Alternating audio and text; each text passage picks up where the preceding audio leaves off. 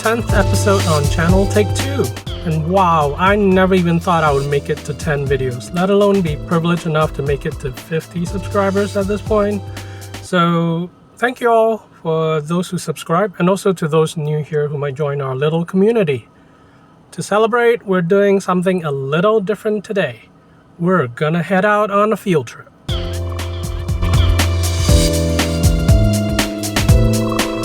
Of course, if you clicked on the thumbnail, you know where we're going already. But this trip is special for me because in the spirit of this channel, this is actually my second trip out to Melbourne ever since COVID. Family circumstances changed a lot for me, and we no longer get to travel like we used to.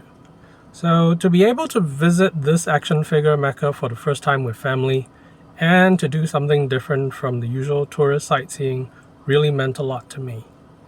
The displays in Lobos Collectables may have changed since the time of recording this video, which took place 4 months ago in November 2024. Or they might look pretty similar to what you may have already seen, since Lobos is a pretty known pit stop on the YouTube map.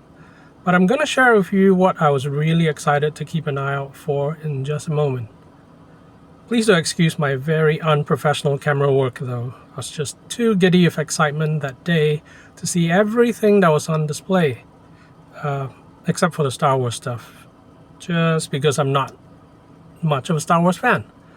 Now, definitely no disrespect to the Star Wars community though. I do acknowledge the pioneering efforts of Star Wars and what they have helped make possible for toys through Kenner, and how they inadvertently help push Masters of the Universe into reality, which is what I'm here for, but we'll get to that in just a moment.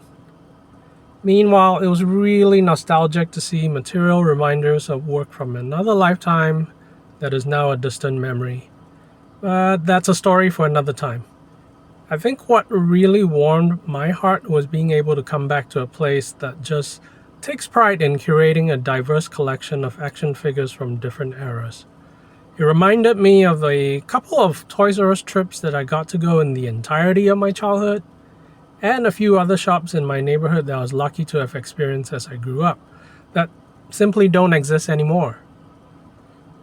Action figure shopping is pretty much an online experience for me now. So to meet shop owners who put years of work into setting up a Dino Riders display, or building up a wall of Toy Biz, Marvel Legends, and Lord of the Rings mint-on-card figures really is an honorary privilege. And these have been kept in really, really lovely condition. The other thing that really struck me is how a single cabinet used to be able to hold quite a range of vintage G.I. Joe and Turtles figures from our childhood, and how that's barely going to be enough for even a fraction of the modern toy lines in this new age of HasLab giants and monumental indie playsets. And finally, we get to what I really came here to see: Masters of the Universe. The vintage pieces are in stunning, pristine condition, and the prices in even more eye-popping fashion for my family, who also got to see some of these for the first time. I will always be a classics fan, so it's nice to see a few grail pieces on display.